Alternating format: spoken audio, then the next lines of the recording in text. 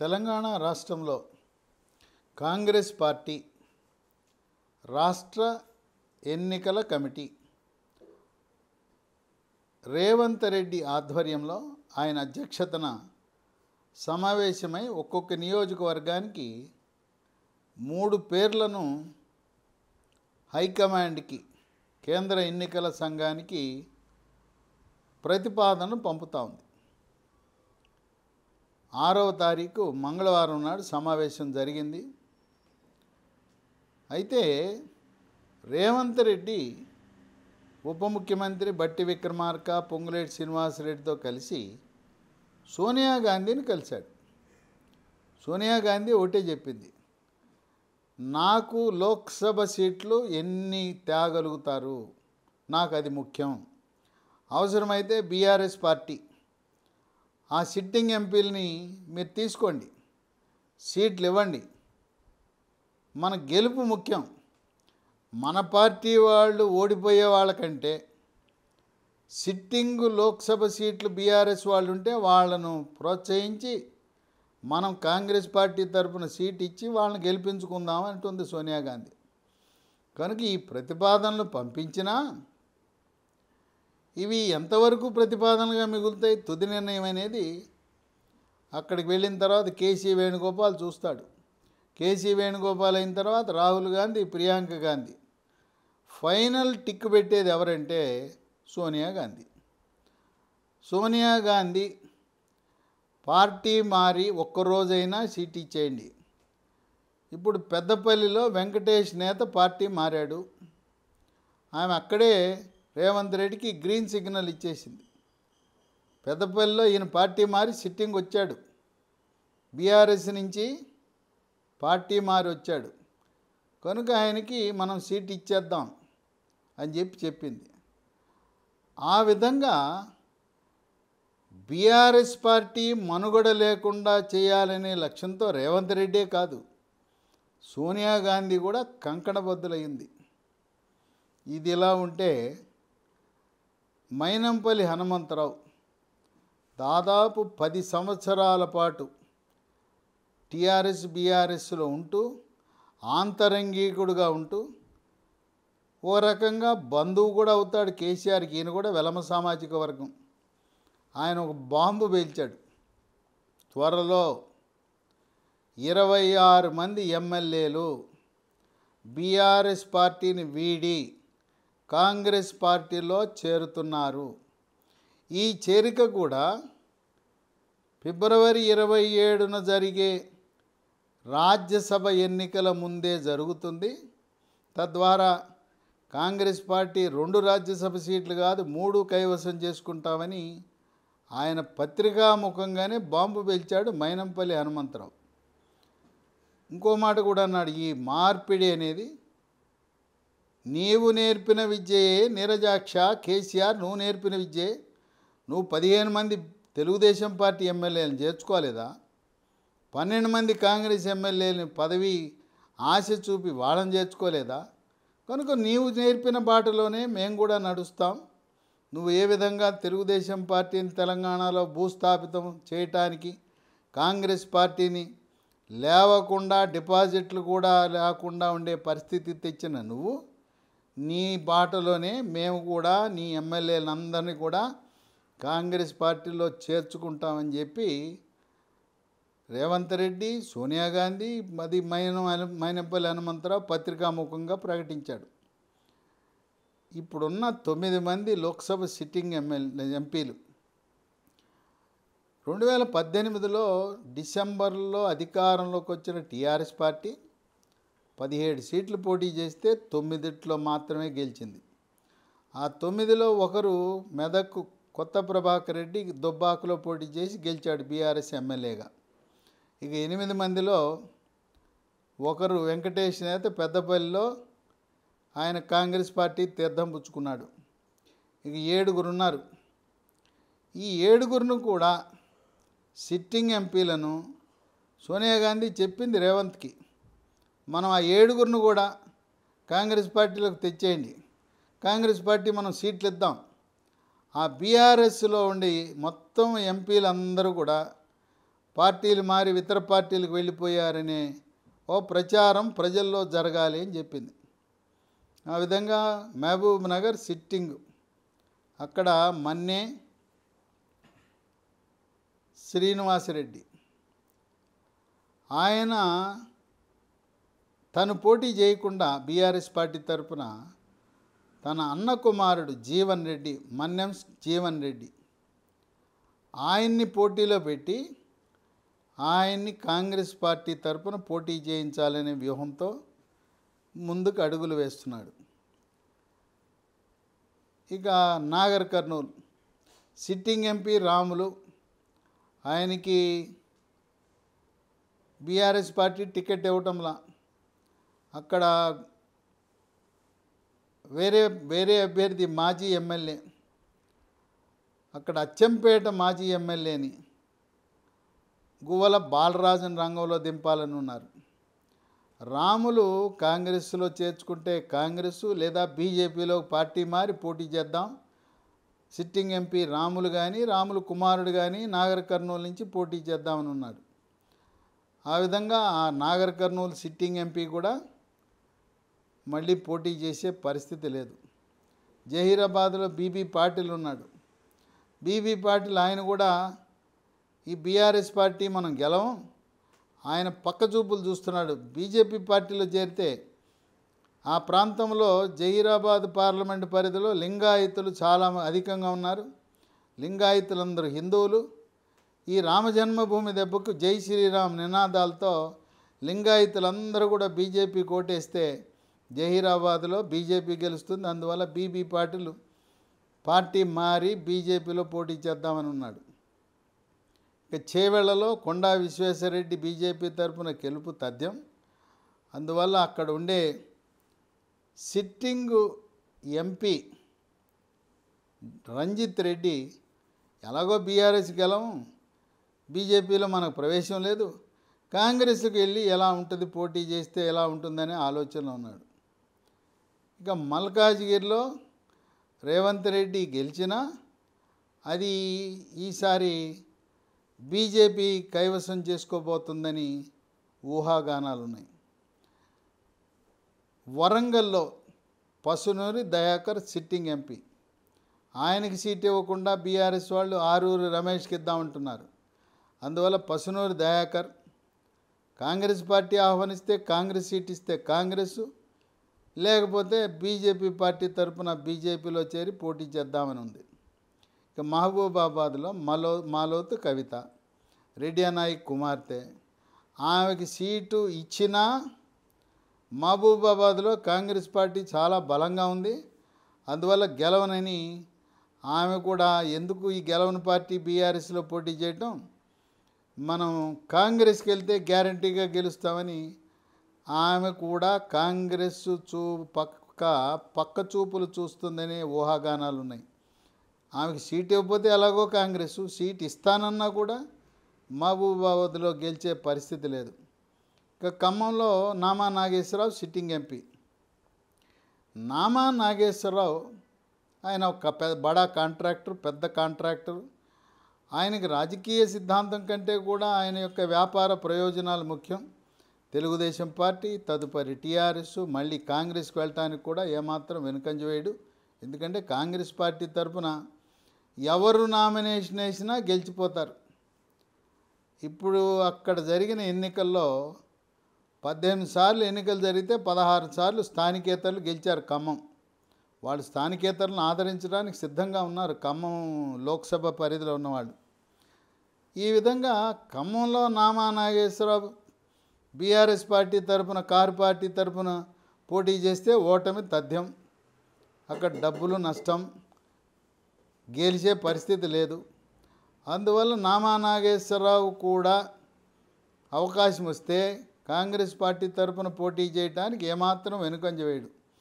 అంటే హోల్సేల్గా మొత్తంగా బీఆర్ఎస్ పార్టీ తరఫున సిట్టింగ్ ఎంపీలు ఎవ్వరూ మళ్ళీ పోటీ చేయడానికి కానీ సిద్ధంగా లేరు. ఇప్పుడున్న పరిస్థితుల్లో పోటీ రెండు పార్టీల మధ్య ఉంది, బీజేపీ కాంగ్రెస్. బీఆర్ఎస్ పార్టీ ఒక్క సీటు కూడా గెలిచే అవకాశం ఏమాత్రం లేదు. ప్రజలు ఏమంటున్నారంటే ఈ బీఆర్ఎస్ పార్టీకి ఓటేస్తే ఏం చేస్తాడు ఢిల్లీకి వెళ్ళి? వీళ్ళ పార్టీ ఏం ప్రధానమంత్రి కారు కదా, మాకేం ప్రయోజనం? కేంద్రంలో మోదీ అధికారంలో ఉంటే దేశం బాగుపడుతుంది, మా స్థితిగతులు మారతాయి. గెలిచేది మోడీ పార్టీ, బీజేపీ, కమలం పార్టీ. కాంగ్రెస్ ఎట్టాగో అక్కడ గెలిచే పరిస్థితి లేదని అసెంబ్లీ ఎన్నికల్లో కాంగ్రెస్ పార్టీకి బీఆర్ఎస్ పార్టీకి వేసిన ఓటర్లు, గ్రామీణ వాసులు, రైతులు, మహిళలు, యువకులు, నిరుద్యోగ యువత అందరూ కూడా గెలిచే పార్టీ. మన బతుకులను బంగారు బాటలో నడిపించే పార్టీ కమలం పార్టీని ఈసారి పార్లమెంట్ వచ్చేసరికి కమలం పువ్వు గుర్తు అంటున్నారు అందరూ కూడా. వాళ్ళ పార్టీ కాంగ్రెస్ అయినా, వాళ్ళ పార్టీ కారు పార్టీ అయినా ఓటు మాత్రం కారు పార్టీకేయం, ఈ చెయ్యి హస్తం గుర్తుకేయం, పువ్వు గుర్తుకేస్తూ ఉంటున్నారు గ్రామీణ వాసులు. పట్టణంలో ఉండే చదువుకున్నవారు, పట్టణంలో ఉండే ఆ నిరుపేదలు కూడా ఇదే మాట మాట్లాడుతున్నారు. ఆ విధంగా బీఆర్ఎస్ పార్టీ లోక్సభలో ఒక్క సీటు కూడా గెలిచే పరిస్థితి. అధికారంలో ఉన్నప్పుడు 17 పోటీ చేస్తే గెలిచింది 9. ఇప్పుడు అధికారం లేదు. అధికారంలో లేనప్పుడు ఏమంటున్నారు?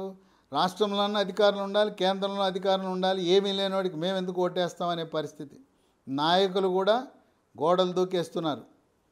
ఏ విధంగా కేసీఆర్ తెలుగుదేశం పార్టీలో ఉండి ఆయన అక్కడ డిప్యూటీ స్పీకర్గా ఉండి క్యాబినెట్ పదవి ఇవ్వనందుకు ఆ పార్టీని వీడి పార్టీ మారి టీఆర్ఎస్ పార్టీ పెట్టాడు. అదేవిధంగా నాయకులు, శ్రేణులు, కార్యకర్తల ధోరణి. రేపు రాబోయే స్థానిక సంస్థల ఎన్నికల్లో బీఆర్ఎస్ కారు పార్టీ గెలవదు, మన అదృష్టం ఇంతకుముందు తెలుగుదేశం పార్టీలో ఉన్నాం, టీఆర్ఎస్కి వచ్చాం, ఇక్కడ ఏదో పదవులు సంపాదించుకున్నాం, ఇప్పుడు టీఆర్ఎస్ వదిలేసి కాంగ్రెస్కి వెళ్ళి మళ్ళీ అయ్యే పదవుల్లో కొనసాగించాలి. Panchayati sarpanch, MPTC, ZPTC, municipal chairman, mayor, ఎమ్మెల్సీలు, ఈ విధంగా అందరి ధోరణి సిద్ధాంతం ఏమీ లేదు. పదవే పరమావధిగా ఉన్న తరుణంలో బీఆర్ఎస్ పార్టీ లోక్సభ ఎన్నికల్లో ఒక్క సీటు కూడా గెలిచే అవకాశం లేదు. ఇక కాంగ్రెస్ ప్రతిపాదించిన జాబితా ఒకటి ఆదిలాబాద్. ఇక్కడ రేఖా నాయక్ ఎక్స్ఎమ్మెల్యే, నరేష్ జాదవ్, రాథోడ్ ప్రకాష్, వీళ్ళలో రేఖా నాయక్ అవకాశం ఎక్కువ కనపడతా ఉంది. 2 పెద్దపల్లి వెంకటేష్ నేత బీఆర్ఎస్ నుంచి పార్టీ మారొచ్చాడు, ఆయనకి అవకాశం ఉంది. ఇక్కడ గడ్డం వంశీకృష్ణ, జి వెంకటస్వామి దివంగత నేత మనవడు, డాక్టర్ గడ్డం వివేక్, జి వివేక్ యొక్క కుమారుడు. ఒకే కుటుంబంలో 3 ఇస్తే Vinod Bellampalli MLA, Chennur Vivek MLA. MP కూడా పెద్దపల్లిలో గడ్డం వంశీకృష్ణకి ఇవ్వటం వల్ల పార్టీ ఏం బలోపేతం అవుతుంది? ఒక ఇంట్లో 3 ఇవ్వటం వల్ల వీళ్ళు అలగటము, లేదా వీళ్ళు పార్టీ మారటం వల్ల పార్టీ బలహీనమవుతుంది. పైగా గడ్డం వివేక్ ఆయన ఎన్ని పార్టీలు మారాడో ఆయనే మర్చిపోయి ఉంటాడు. కాంగ్రెస్ పార్టీ, టీఆర్ఎస్, బీజేపీ, మళ్ళీ కాంగ్రెస్. కొంతమందికి ఆ పెద్దపల్లి పార్లమెంట్ పరిధిలో ఉన్న వాళ్ళకి ఇప్పుడు వివేక్ ఏ పార్టీలో ఉన్నాడనే అనుమానం కలుగుతూ ఉంటుంది. కనుక చపలతత్వంతో అనేకమైన పార్టీలు మారే వాళ్ళని ప్రజలు ఆదరించే పరిస్థితి లేదు.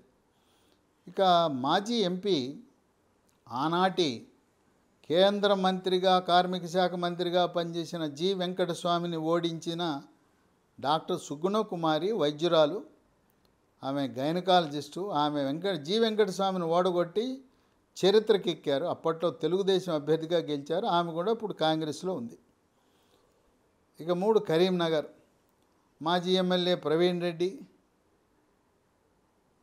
వెతిచాల Rajendrarao, Santosh Kumar AICC office bearer. వీళ్ళల్లో ప్రవీణ్ రెడ్డికి అవకాశం ఎక్కువ ఉంది. 4 వరంగల్. ఇక్కడ అద్దంకి దయాకర్, ఆయన ఎమ్మెల్యే సీటు కాగొట్టారు, ఎమ్మెల్సీ సీటు కాగొట్టారు. ఎమ్మెల్సీ అప్పుడేమో నీకు లోక్సభ ఇస్తామని అద్దంకి దయాకర్ అని చెప్పారు. ఆయనకి నల్గొండ జిల్లాలో ఉండే అగ్రవర్ణానికి చెందిన నాయకులు, కాంగ్రెస్ నాయకులే ఆయనకు అడ్డుపడుతున్నారనే వార్తలు విన్నా ఓర్పుగా, ఓపికగా అద్దంకి దయాకర్ మనని పార్టీ కాపాడుతుంది, రేవంత్ రెడ్డి కాపాడుతాడు, హైకమాండ్ కాపాడుతుందని ఓర్పుగా ఉన్నాడు. అయితే పసునూరు దయాకర్ లోక్సభ సభ్యుడు బీఆర్ఎస్ నుంచి పార్టీ మారి కాంగ్రెస్లో చేరితే ఆయనకే అవకాశం ఉంటుంది. అద్దంకి లేకపోతే పసునూరు దయాకర్ బీఆర్ఎస్ నుంచి రాకపోతే ఆయన లేదా ఆయన బీజేపీకి పోతే అద్దంకి దయాకర్కి అవకాశం ఎక్కువ ఉంటుంది. ఎమ్మెల్యే పోయింది, ఎమ్మెల్సీ అవకాశం పోయింది, ఇప్పుడు లోక్సభ అవకాశం వస్తుంది. సిరిసిల్ల రాజయ్య ఎక్స్ఎంపీ, ఆయన కూడా గట్టి పోటీ ఇస్తున్నాడు. పోలీస్ మాజీ అధికారి దొమ్మాటి సాంబయ్య, వీళ్లలో అద్దంకి దయాకర్కి ఎక్కువ అవకాశం ఉంది. పార్టీ మారి వస్తే మాత్రం పసునూరు దయాకర్ బీఆర్ఎస్ ఆయనకే సీటు. 5 నిజామాబాద్ అరిగెల నర్సారెడ్డి, మాజీ మంత్రి, ప్రస్తుత శాసనమండలి సభ్యుడు, జగిత్యాల నియోజకవర్గంలో ఓటమి చెందిన జీవన్ రెడ్డి.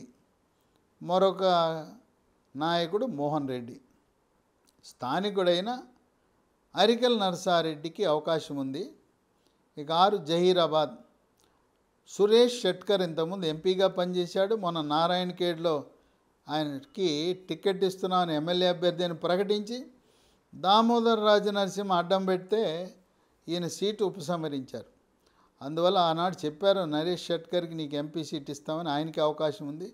అక్కడ ఇంకో నాయకుడు ఉజ్వల్ రెడ్డి అని మాజీ ఎంపీ కుమారుడు, ఆయన కూడా పోటీలో ఉన్నాడు. 7 మెదక్ మైనంపల్లి హనుమంతరావు, జగ్గారెడ్డి, భవానీ రెడ్డి ప్రదేశ్ కాంగ్రెస్ అధ్యక్ష, ఆమె అధికార ప్రతినిధి. వీళ్లలో మైనంపల్లి హనుమంతరావు, జగ్గారెడ్డి వీళ్ళ ఇద్దరి మధ్యలో ఉంటుంది. ఇది హైకమాండ్ వాళ్ళు నిర్ణయం తీసుకుంటారు. వీళ్ళిద్దరిలో మైనంపల్లి హనుమంతరావుకు అవకాశం ఎక్కువ ఉందని వార్తలు వినపడుతున్నాయి. ఎందుకంటే రాహుల్ గాంధీకి పెద్ద అవగాహన ఉండదు. ఈసారి అంతా సోనియా గాంధీ దీని నిర్ణయం తీసుకుంటా ఉంది.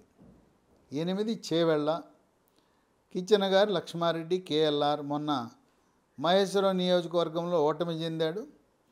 అక్కడ బడంగపేట మేయర్గా ఉన్న పారిజాత నరసింహారెడ్డి,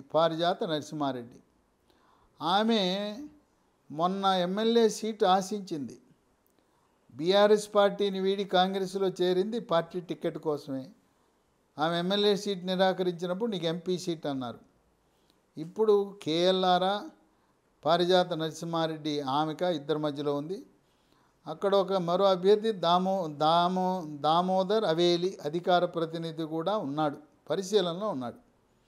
ఇక 9 మల్కాజ్గిరి, ఇక్కడ గట్టి పోటీనే ఉంది. బండ్ల గణేష్ సినీ నిర్మాత, సర్వే సత్యనారాయణ, రేవంత్ రెడ్డి సోదరుడు కొండలరెడ్డి. ఈ మూడిట్లో రేవంత్ రెడ్డి ఆయన మాట చెల్లుబాటు అయితే ఆయన సోదరుడు కొండలరెడ్డికి వస్తుంది. లేదా సర్వే సత్యనారాయణ కేంద్ర మంత్రిగా పనిచేశాడు, ఆయనకు అవకాశం ఉంటుంది. 10 మహబూబ్ నగర్, ఇక్కడ వంశీచందర్ రెడ్డి, ఈయన కల్వకుర్తి సీట్ని త్యాగం చేశాడు. కల్వకుర్తిలో మాజీ ఎమ్మెల్యేగా పనిచేశాడు. ఈయన ఏఐసిసిలో మంచి పలుకుబడి కలిగిన వ్యక్తి. అందరూ ఈయనకే మద్దతు ఇస్తారు. వంశీచందర్ రెడ్డికి వచ్చే అవకాశం ఉన్నది. అయితే ఇక్కడ రేవంత్ రెడ్డి ప్రస్తుత బీఆర్ఎస్ సిట్టింగ్ మన్నే శ్రీనివాసరెడ్డి, ఆయన అన్న కొడుకు మన్నే జీవన్ రెడ్డిని పార్టీలో చేర్పించి మన్నే జీవన్ రెడ్డికి గట్టిగా రేవంత్ రెడ్డి అండగా నిలబడుతున్నాడు. కనుక మన్నే జీవన్ రెడ్డికి వచ్చే అవకాశాలు ఎక్కువగా ఉన్నాయి. వంశీచందర్ రెడ్డి కొంచెం కష్టకాలమే. హైకమాండ్లో పలుకుబడి ఉన్నా, మరి కల్వకుర్తి సీటు త్యాగం చేసిన ముఖ్యమంత్రి అభ్యర్థి కనుక సొంత జిల్లా మన్నే జీవన్ రెడ్డి, పైగా వాళ్ళ బాబాయి చిన్నాన్న బీఆర్ఎస్ సీటుని ఆయన వదులుకుని అన్న కొడుకు ఇస్తున్నాడు కనుక ఆ విధంగా ఆయనకే మన్నే జీవన్ రెడ్డి మహబూబ్ నగర్ నుంచి పోటీ చేసే అవకాశం కనపడుతూ ఉంది. నాగర్ కర్నూలు డాక్టర్ మల్లు రవి ఈ సీట్ ఆశించాడు. కానీ తెలివిగా హైకమాండు ఆయన్ని తెలంగాణ రాష్ట్ర ప్రత్యేక ప్రతినిధిగా ఢిల్లీలో క్యాబినెట్ ర్యాంక్ ఇచ్చి ఆయన్ని అధికార ప్రతినిధిగా అక్కడ పెట్టడం, బాధ్యతలు చేపట్టడం. దానికి ఏనికి సంకేతం అంటే నీకు ఇది ఇచ్చాం కదా, ఇంకా లోక్సభ సీట్ ఇవ్వము అన్నట్టుగా పరోక్షంగా సంకేతాలు ఇచ్చారు. అయినా డాక్టర్ మల్లు రవి రేవంత్ రెడ్డికి కుడి భుజం లాంటివాడు, హైకమాండ్లో పరపతి గలవాడు, సీనియరు. గతంలో నాగర్ కర్నూలు నుంచి లోక్సభకు పోటీ చేసి గెలిచాడు. ఆయనది రాజకీయ కుటుంబం. ఈయన బట్టి విక్రమార్క ఉప ముఖ్యమంత్రికి సొంత అన్న. ఆ విధంగా మల్లు రవి ప్రయత్నాలు చేసినా ఫలించకపోవచ్చు. అక్కడ అలంపూర్లో ఓటమి చెందిన సంపత్ కుమార్ ఏఐసిసి జాతీయ కార్యదర్శి, ఆయనకి ఇచ్చే అవకాశాలు ఉన్నాయని వార్తలు వినపడుతున్నాయి. వీళ్ళతో పాటు మరొకరు చారుకొండ వెంకటేష్ పిసిసి జనరల్ సెక్రటరీ, ఆయన కూడా పరిశీలనలో ఉన్నారు. ఇక్కడ రాములు ఆయన బీఆర్ఎస్ని వీడి ఎవరు టికెట్ ఇస్తే కాంగ్రెస్ ఇస్తే కాంగ్రెస్, బీజేపీ ఇస్తే బీజేపీ వెళ్ళడానికి సిద్ధంగా ఉన్నాడు. ఇంకొక ఆసక్తికర విషయము, డాక్టర్ మందా జగన్నాథ్ నవంబర్లో బీఆర్ఎస్ని వీడి కాంగ్రెస్లో చేరేటప్పుడు ఆయనకు సీట్ ఇస్తామని హామీ ఇచ్చారు. ఆయన 4 సార్లు నాగర్ కర్నూలు నుంచి మాదిగ సామాజిక వర్గం లోక్సభకు పోటీ చేసి ఉన్నాడు. 4 సార్లు గెలిచాడు ఆయన. ఇక 12 నల్గొండ, ఇక్కడ జానారెడ్డి, ఆయన కుమారుడు రఘువీరారెడ్డి, వీళ్ళిద్దరూ కూడా ఇద్దరిలో ఎవరో ఒకరు సీట్ ఆశిస్తున్నారు. అయితే సూర్యాపేటలో మాజీ మంత్రి రామరెడ్డి దామోదర్ రెడ్డికి సీట్ ఇచ్చే సమయంలో పటేల్ రమేష్ రెడ్డిని ఒప్పించి నీకు లోక్సభ సీట్ ఇస్తామన్నారు. ఈ పటేల్ రమేష్ రెడ్డి రేవంత్ రెడ్డికి సన్నిహితుడు. ఎందుకంటే వీళ్ళిద్దరికీ తెలుగుదేశం పార్టీలో ఉన్నప్పటి నుంచి బంధం, అవినాభావ సంబంధం. మరి పటేల్ రమేష్ రెడ్డికి సీట్ లేనట్టేనా? హైకమాండ్ జానారెడ్డినే పోటీ చేయమంటుంది. లేదు, జానారెడ్డి కుమారుడు రఘువీరారెడ్డికి అవకాశం ఉంది. పటేల్ రమేష్ రెడ్డికి సీటు వచ్చే అవకాశం చాలా తక్కువ. 13 భువనగిరి, ఇక్కడ కోమటిరెడ్డి వెంకటరెడ్డి రాజగోపాల్ రెడ్డి మరొక సోదరుడి కుమారుడు కోమటిరెడ్డి సూర్యపవన్ రెడ్డిని ప్రతిపాదిస్తున్నారు. ఇంకొక ఆయన చామల కిరణ్ కుమార్ రెడ్డి, శివసేనారెడ్డి వనపర్తికి చెందిన యూత్ కాంగ్రెస్ ప్రెసిడెంటు, ఆయన ఎమ్మెల్యే సీట్ ఆశించాడు, మరి లోక్సభ సీట్ ఆశిస్తున్నాడు. భువనగిరి, ఇక్కడ కోమటిరెడ్డి సూర్యపవన్ రెడ్డికే అవకాశాలు మెండుగా కనపడుతున్నాయి. 14 మహబూబాబాద్, బలరాం నాయక్ మాజీ మంత్రి రేసులో ముందున్నాడు. ఆయనకు పోటీగా బెల్లయ్య నాయకు, నాగరాజు ఉన్నారు. వీళ్ళలో బలరాం నాయక్కి అవకాశాలు మెండుగా ఉన్నాయి. 15 ఖమ్మం, ఇక్కడ రేణుకా చౌదరి కేంద్ర మంత్రి, మాజీ మంత్రి, నోరు గలది. లోక్సభలో చక్కగా అన్ని భాషల్లో ఇంగ్లీషు, హిందీ అదరగొడుతుంది. కనుక ఆమె యొక్క గళం కోసం, ఆమె యొక్క అనుభవం కోసం సోనియా గాంధీ రేణుకా చౌదరికే మొగ్గు చూపే అవకాశం ఉంది. ప్రదేశ్ కాంగ్రెస్ నాయకులందరూ సోనియా గాంధీని ఖమ్మంలో నిలబడమంటున్నారు. సోనియా గాంధీ నిలబడితే గెలుస్తుంది, అట్లాగే ప్రియాంక గాంధీ అయినా గెలుస్తుంది, రాహుల్ గాంధీ అయినా గెలుస్తారు. సోనియా గాంధీ కుటుంబం నిలబడకపోతే రేణుకా చౌదరికి అవకాశం ఎక్కువగా ఉంది. ఇక్కడ బట్టి విక్రమార్క యొక్క సతీమణి మల్లు నందిని పెద్ద ఆర్భాటంగా దాదాపు 1000 వాహనాలతో పెద్ద ర్యాలీగా గాంధీ భవన్కి వెళ్ళి తన యొక్క దరఖాస్తుని ప్రదేశ్ కాంగ్రెస్ కమిటీకి సమర్పించింది. ఆమె కూడా గట్టి పోటీ ఇస్తుంది, కానీ రేణుకా చౌదరికి వచ్చే అవకాశాలు అధికంగా కనపడుతున్నాయి. ఇక పొంగులేటి శ్రీనివాసరెడ్డి తన సోదరుడు పొంగులేటి ప్రసాద్ రెడ్డిని నిలబెట్టాలని తన వంతు ప్రయత్నాలు చేస్తున్నాడు. అయినా రేణుకా చౌదరి తనకున్న పరిచయాలు, తనకున్న వాక్చాతుర్యం, తనకున్న మెరిట్స్ అన్నిటి దృష్ట్యా ఆమెకి అవకాశాలు ఉన్నాయి.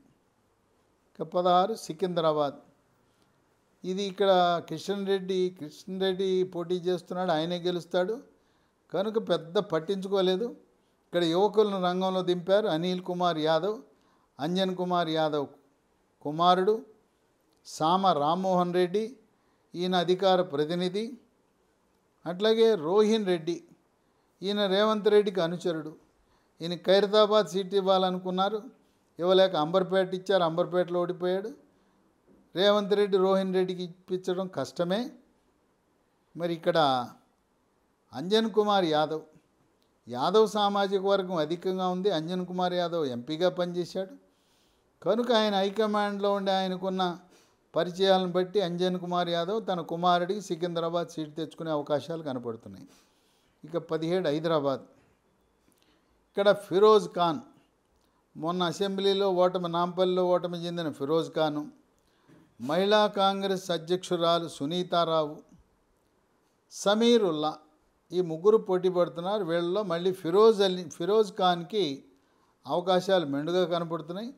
హైదరాబాద్లో పోటీ 2 పార్టీల మధ్య ఎంఐఎం బీజేపీ. ఇక్కడ 3వ స్థానంలోకి వస్తుంది కాంగ్రెస్. హైదరాబాద్ పార్లమెంటు వరకు బీఆర్ఎస్ పార్టీ కారు పార్టీ అది కేవలం నామకే వాస్తే అభ్యర్థన పెడుతుంది. ఎంఐఎంతో ఒడంబడిక, మరి పరదాల వెనుక రహస్య ఒప్పందం పెట్టాలి కనుక బీఆర్ఎస్ కారు పార్టీ పెడుతుంది. ఇక్కడ ప్రధాన పోటీ బీజేపీయా ఎంఐఎం అని. ఈ విధంగా 17 నియోజకవర్గాల్లో 3 పేర్లు ప్రతిపాదించిన ఈ ప్రతిపాదనలకే పరిమితం. బలమైన నాయకులు బీఆర్ఎస్ నుంచి వస్తే, సిట్టింగ్ ఎంపీలు బీఆర్ఎస్ నుంచి పార్టీ మారి వెంకటేష్ నేతలాగా మారితే వాళ్ళకే సీట్లు. తుది నిర్ణయం సోనియా గాంధీ. ఇన్ని కష్టపడినా వీళ్ళకి దక్కేది 4 సీట్లు దాటి రావు. బీఆర్ఎస్ 0, కాంగ్రెస్ పార్టీకి ఖమ్మం, నల్గొండ, మహబూబాబాద్, పెద్దపల్లి 4, 12 సీట్లను బీజేపీ కైవసం చేసుకునే అవకాశం ఉంది. అయితే ఇంకొక విశేషం ఏంటంటే ఇప్పుడు 26 మంది ఎమ్మెల్యేలను బీఆర్ఎస్ నుంచి కాంగ్రెస్ పార్టీ చేర్చుకుంటే ఇంకా 1-2 సీట్లు పెరిగే అవకాశం ఉంది. ఇంకొక విశేషం ఏంటంటే ఇప్పుడు జార్ఖండ్ ముఖ్యమంత్రి అక్కడుండే హేమంత్ సోరెన్ని అరెస్ట్ చేశారు అవినీతి ఆరోపణలపై. త్వరలో ఢిల్లీ ముఖ్యమంత్రి కేజ్రీవాల్ను కూడా అరెస్ట్ చేయబోతున్నారు. ఈ 2 అరెస్టులు కూడా కోర్టు యొక్క ఆమోదంతో, కోర్టు యొక్క అనుమతితో జరిగినాయి. దర్యాప్తు సంస్థలు కోర్టు ఆదేశాల మేరకు వాళ్ళని అరెస్ట్ చేశారు. అలాగే తెలంగాణ రాష్ట్రంలో కేసీఆర్ ముద్దుల బిడ్డ కవితని అరెస్ట్ చేస్తే సీను తారుమారైపోతుంది. 17 సీట్లలో 14 కానీ 15 సీట్లు కానీ బీజేపీ పార్టీ గెలిచిన ఆశ్చర్యం లేదు. కవితను శాసనసభ ఎన్నికల ముందు అరెస్టు చేసి ఉంటే భారతీయ జనతా పార్టీ అధికారంలోకి వచ్చి ఉండేదని చెప్పి గ్రామీణ వాసులు, పట్టణ వాసులు, కేసీఆర్ని గద్దె దింపాలని పట్టుదలతో ఉన్న ఉద్యమకారులు, కవులు, కళాకారులు అందరూ కూడా భావించారు. కనుక కవిత అరెస్టుతో భారతీయ జనతా పార్టీ యొక్క భవిష్యత్తు ముడిపడి ఉన్నది. బీజేపీకి బీఆర్ఎస్కి ఎటువంటి సంబంధము లేదు, వాళ్ళు వేరు మేము వేరు అని నిరూపించుకోవటానికి ప్రజలు, ఓటర్లు కవిత అరెస్ట్ని ఒక ప్రామాణికంగా భావిస్తున్నారు. సిబిఐ, ఈడీ కోర్టు అనుమతితో కవితను అరెస్ట్ చేసి జైల్లో పెడితే ఇంకా చూసుకోవాల్సిన పని లేదు. కాంగ్రెస్ పార్టీ 1-2 సీట్లకు పరిమితం అవుతుంది. ఆ విధంగా మెజారిటీ స్థానాలని 10 నుంచి 12 స్థానాలు ప్రస్తుత పరిస్థితుల్లో బీజేపీ జై శ్రీరామ్ నినాదం మారుమోగుతున్న తరుణంలో తెలంగాణలో కూడా హిందుత్వము బాగా ప్రబలి ఉండటం వల్ల కాంగ్రెస్ పార్టీకి వీళ్ళు క్రైస్తవుల్ని, ముస్లింలను ప్రోత్సహిస్తారనే ముద్ర ఉండటం వల్ల ఈసారి లోక్సభ ఎన్నికల్లో ఎలాగో మోడీ 3వసారి ప్రధానమంత్రి అవుతాడని తెలవటం వల్ల కాంగ్రెస్ పార్టీకి ఓట్లు పడే అవకాశాలు తక్కువ. మేము వేసాం కదా మిమ్మల్ని, అది కూడా కాంగ్రెస్ పార్టీ ఎందుకు గెలిచింది? కేసీఆర్పై ఉండే కోపంతో కేసీఆర్ని గద్దె దింపాలని ఆయా నియోజకవర్గాల్లో బలంగా కాంగ్రెస్ పార్టీ ఉన్నది కనుక కాంగ్రెస్ పార్టీకి ఓటేశాం అని చెప్పి ఇప్పుడు అందరూ కూడా తెలంగాణలో పువ్వు గుర్తుకు ఓటేయాలి, కమలం గుర్తుకు ఓటేయాలని ఎప్పుడా అని ఎదురు చూస్తున్న తరుణంలో బీఆర్ఎస్ పార్టీ ఒక్కరిని కూడా లోక్సభకు పంపే అవకాశాలు కనపడుట లేదు.